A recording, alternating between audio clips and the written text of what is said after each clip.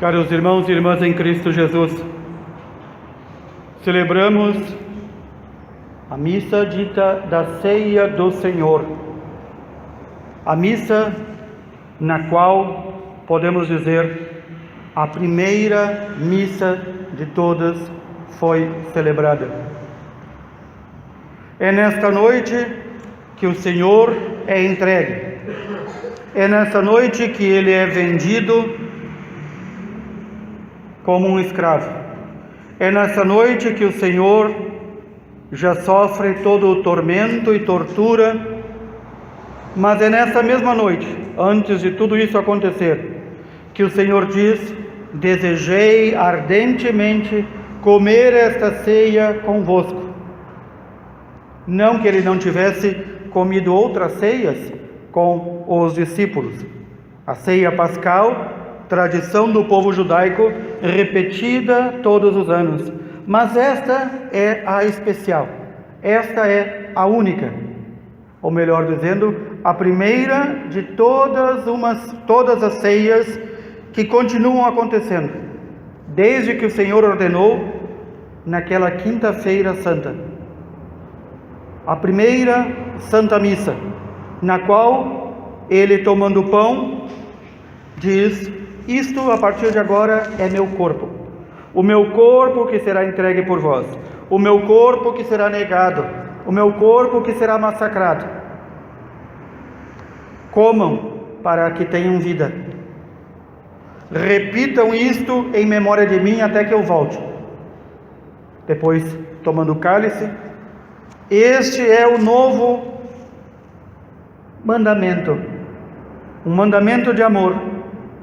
Mandamento este que envolve também receber o sangue do Senhor, fazer parte desta nova aliança.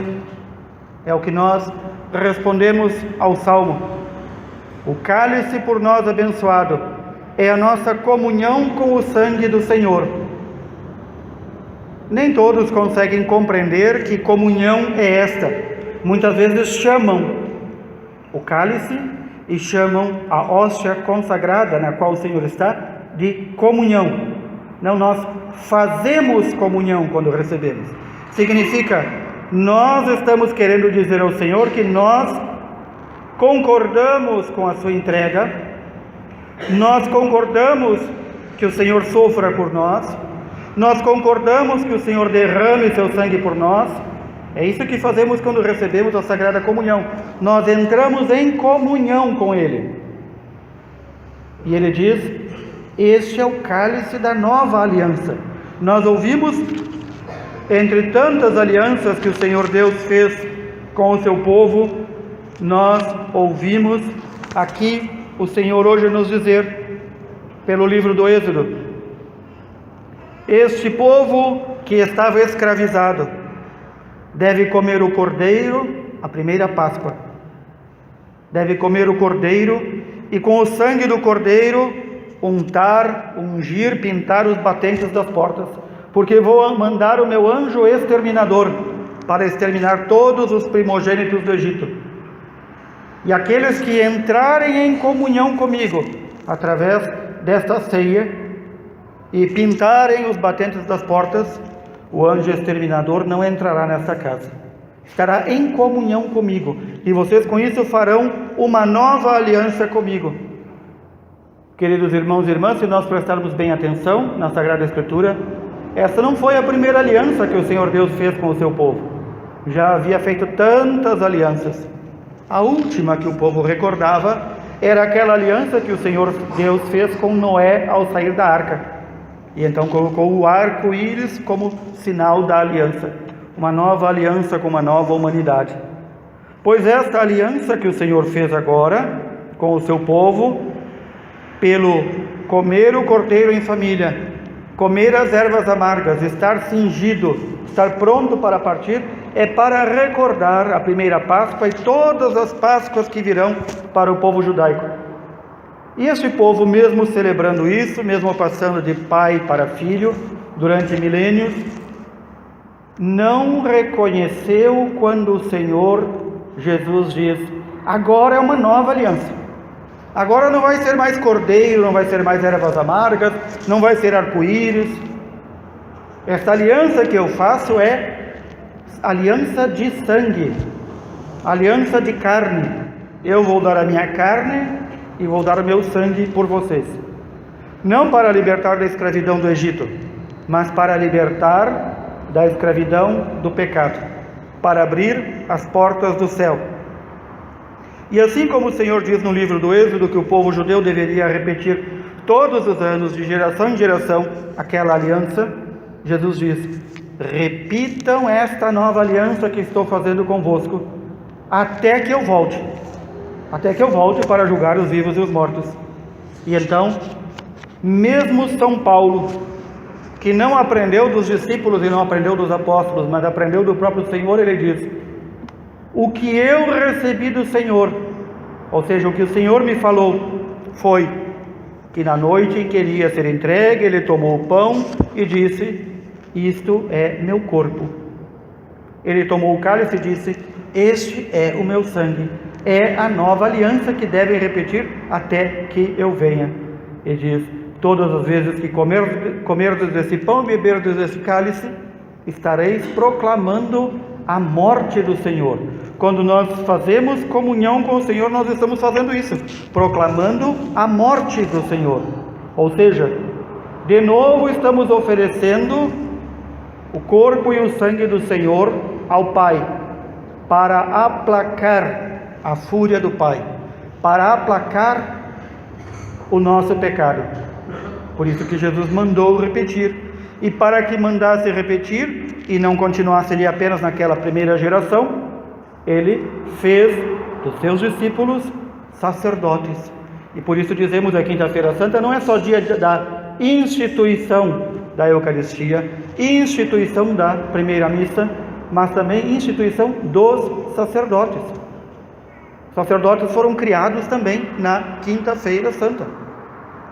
Mas aí alguém pode dizer: o Senhor lembrou de deixar meios para que continuássemos em comunhão com Ele.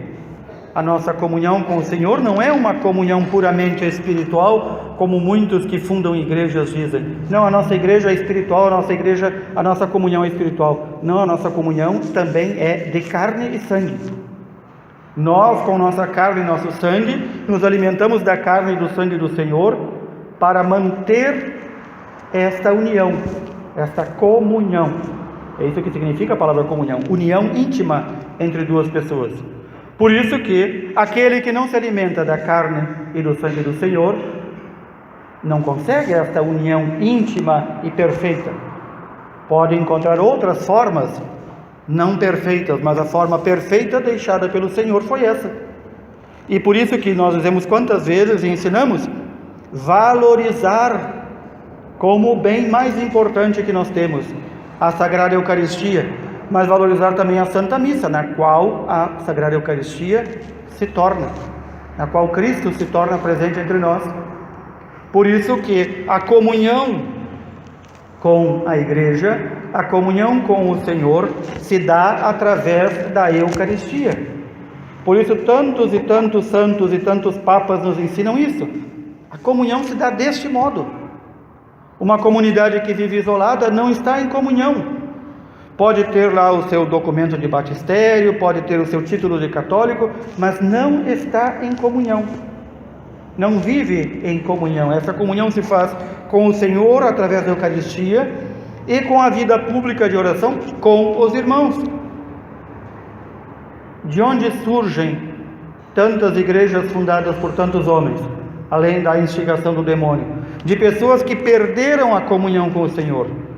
E quando nós perdemos a comunhão com o Senhor, nós queremos fazer as coisas ao nosso modo.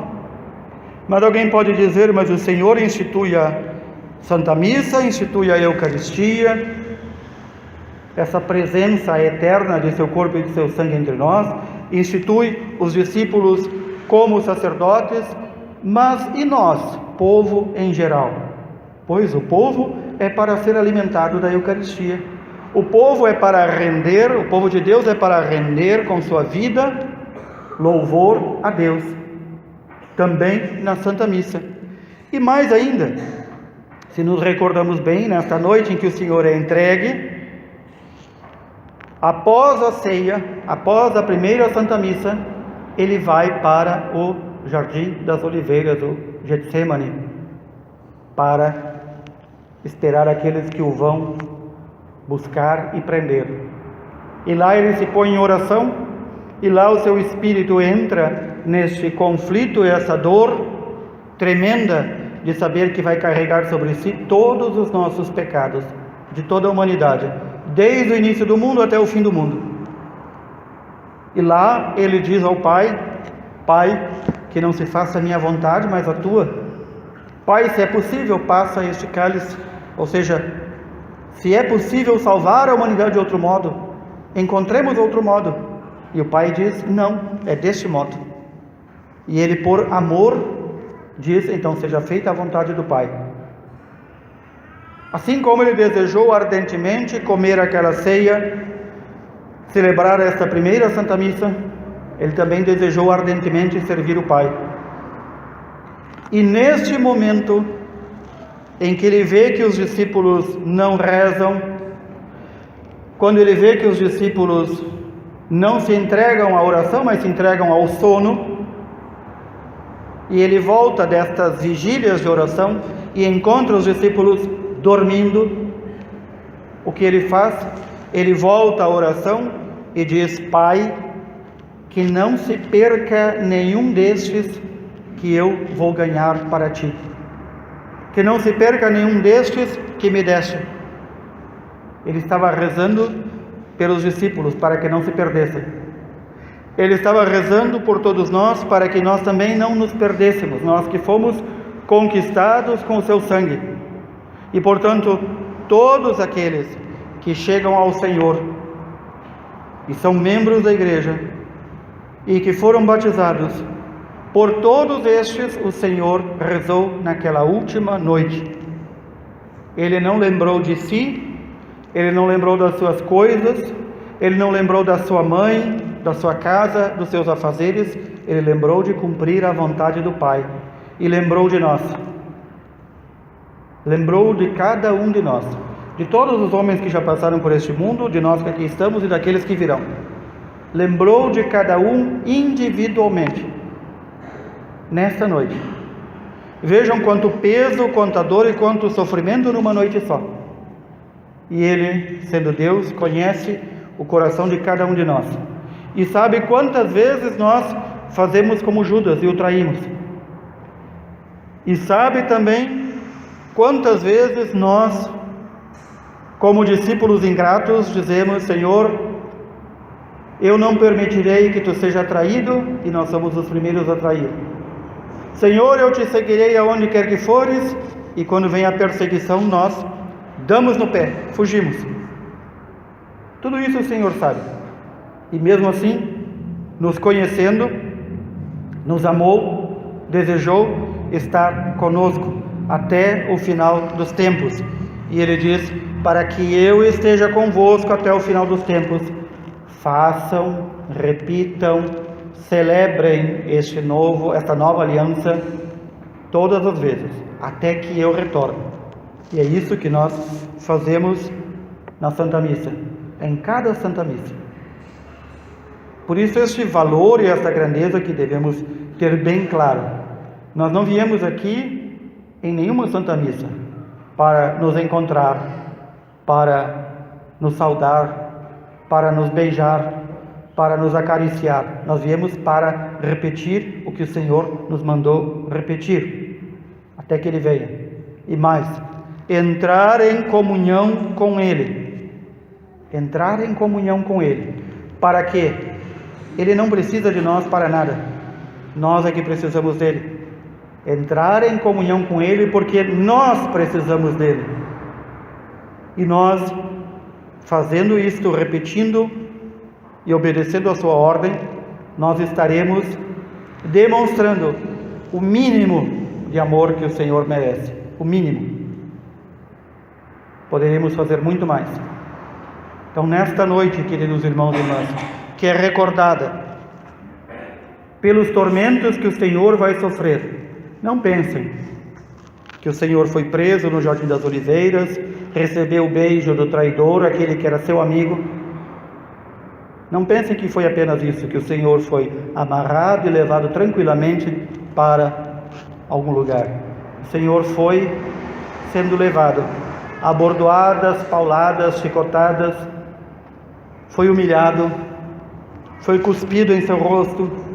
Tudo isso a humanidade retribuiu ao Senhor, que nestes últimos momentos só se recordou de nós, e que em cada dia da nossa vida se recorda de nós de novo, e nos ama de novo, e procura restabelecer esta comunhão.